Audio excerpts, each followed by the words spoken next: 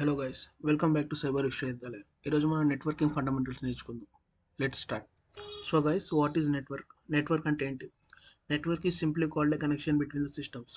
So for example, ఇప్పుడు మన ఇంట్లో ల్యాప్టాప్ కానీ, మొబైల్ కానీ, టీవీ ఇలాంటి ఏవైనా ఎలక్ట్రానిక్ డివైజెస్ ఒకదాని నుంచి ఒకటి కనెక్ట్ అయి ఉంటే దాన్ని నెట్వర్క్ అంటాం. So what is networking? Networking అంటే ఏంటి? నెట్వర్కింగ్ అంటే కమ్యూనికేషన్ బిట్వీన్ ద సిస్టమ్స్. దీని మీనింగ్, కనెక్ట్ అయి ఉన్న సిస్టమ్స్ ఒకదానితో ఒకటి మాట్లాడుకోవడాన్ని నెట్వర్కింగ్ అంటాం. సో నెట్వర్క్ అంటే కనెక్షన్, నెట్వర్కింగ్ అంటే communication. So why should we learn network? అసలు మనం నెట్వర్కింగ్ ఎందుకు నేర్చుకోవాలి? సో నెట్వర్కింగ్ అనేది foundation for all attacks and defence. So మనం సైబర్ సెక్యూరిటీ అటాక్ చేయాలన్నా, సిస్టమ్ని ఆర్ నెట్వర్క్ని డిఫెన్స్ చేయాలన్నా మనకి ఇది ఒక ఫౌండేషన్ నేర్చుకోవచ్చు. And also network visibility. So మనకు ఒక కంపెనీలో నెట్వర్క్ అనేది ఎలా పనిచేస్తుంది, దాని ఐఎస్పి ఏంటి, దాని basic information like IP range ఏంటి, ఎన్ని డివైసెస్ ఉన్నాయి, ఇవన్నీ బేసిక్ ఇన్ఫర్మేషన్ మనకి నెట్వర్కింగ్ ద్వారా తెలుస్తుంది. And it's effective incident response. అంటే ఒకవేళ ఏదైనా ఇన్సిడెంట్ జరిగినప్పుడు కంపెనీలో మనం దానికి ఎలా రెస్పాండ్ అవ్వాలి, స్టెప్ బై స్టెప్ ప్రొసీజర్ ఏంటిది, ఇవన్నీ తెలియాలంటే ఫస్ట్ నెట్వర్కింగ్ అనేది చాలా యూజ్ అవుతుంది. And also real world experts depend on it. So real world జరిగే ఎక్స్పర్ట్స్ అన్ని మనకి నెట్వర్కింగ్ మీద డిపెండ్ అయి ఉంటుంది. సో నెట్వర్కింగ్ అనేది చాలా important cyber security. So types of network. So నెట్వర్క్స్లో చాలా టైప్స్ ఉన్నాయి. దాంట్లో ఫస్ట్ వచ్చేసి ల్యాన్. ల్యాన్ అంటే local area network. So local area network అంటే మనం డైలీ మన ఇంట్లో కానీ, ఆఫీస్లో కానీ, లేదా చిన్న ఒక బిల్డింగ్ కానీ, యూనివర్సిటీలో కానీ యూజ్ చేసేదాన్ని లోకల్ ఏరియా నెట్వర్క్ అంటారు. దాని రేంజ్ మినిమం 100 నుంచి 1000 మీటర్స్ రేంజ్ ఉంటుంది. నెక్స్ట్ వచ్చేసి ఎంఏఎన్ అనమాట, మెట్రోపాలిటన్ ఏరియా నెట్వర్క్. సో ఇది ఎక్కడ యూజ్ అవుతుంది అంటే mainly large cities or large ఏరియాస్లో బిల్డింగ్స్లో యూజ్ అవుతుంది. దీని రేంజ్ అయ్యి 5 to 50 కిలోమీటర్స్ ఉంటుంది. డిఫరెంట్ టైప్స్ ఆఫ్ ల్యాన్ అనమాట. Local area networks like hospital, school, college are factory ఇవన్నీ కలిపితే ఒక చిన్న ఏరియా నెట్వర్క్ ఏర్పడుతుంది అనమాట. ఫర్ ఎగ్జాంపుల్ మనం చూసుకున్నైతే television cable is an example of MAN network. So మనం television cables like dish cables ఇవన్నీ మ్యాన్ నెట్వర్క్లోకి వస్తాయి అనమాట. నెక్స్ట్ వచ్చేసి ప్యాన్. ప్యాన్ అంటే పర్సనల్ ఏరియా నెట్వర్క్. సో ఈ ప్యాన్ రేంజ్ అనేది మనకి 10 మీటర్స్ లోపల ఉంటుంది.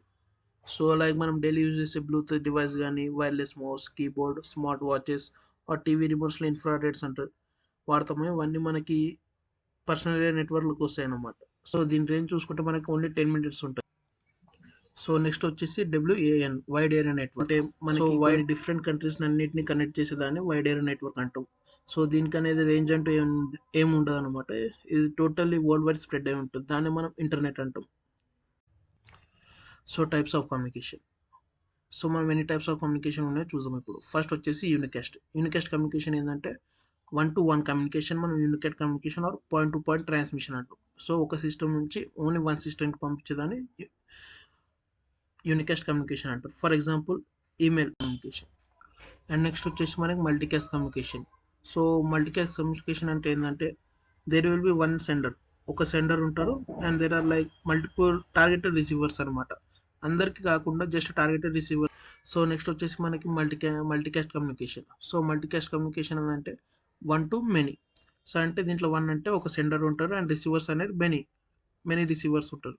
ఇక్కడ మన ఇమేజ్లో చూసుకుంటే ఒక సెండర్ ఉన్నారు అండ్ ఈ sending message to many many receivers.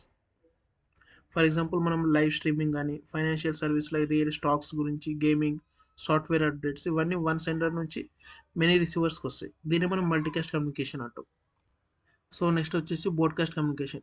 Broadcast communication ఏంటంటే ఇక్కడ ఒక సింగిల్ మెసేజ్ని సింగిల్ సోర్స్ నుంచి మల్టిపుల్ రిసీవర్స్కి ఒకేసారి పంపిస్తే దాన్ని బ్రాడ్కాస్ట్ అంటాం. ఫర్ ఎగ్జాంపుల్ మన రేడియో, టెలివిజన్ ఆర్ స్పోర్ట్స్, మనం క్రికెట్స్ చూస్తుంటాం డైలీ, ఇవన్నీ బ్రాడ్కాస్ట్ కమ్యూనికేషన్ అనమాట.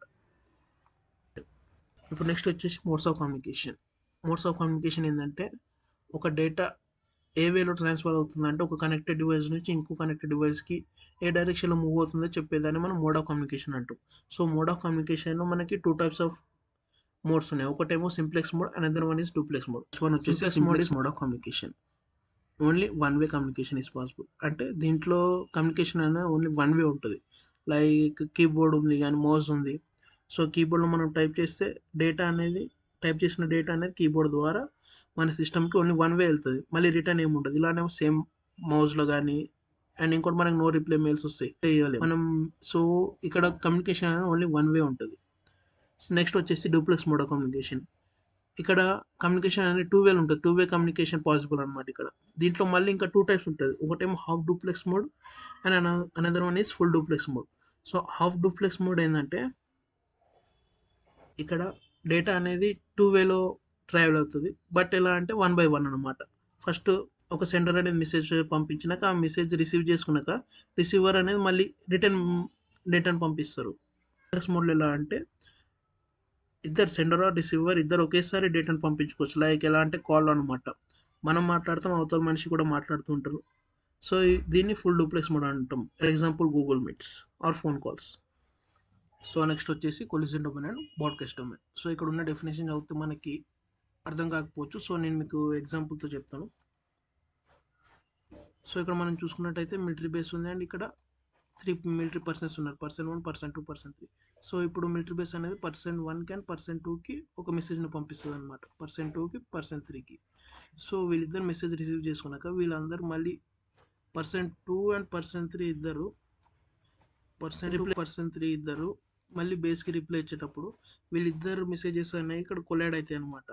సో కొలిషన్ ఏంటంటే 2 పర్సన్స్ ఒకేసారి మాట్లాడినప్పుడు వాళ్ళిద్దరు వాయిసెస్ కొలైడ్ అయ్యి, సో మిలిటరీ బేస్కి ఎప్పుడైతే మెసేజ్ వెళ్ళేటప్పుడు ఇద్దరు కలెక్ట్ అయ్యి క్లియర్గా అర్థం కాకపోవచ్చు.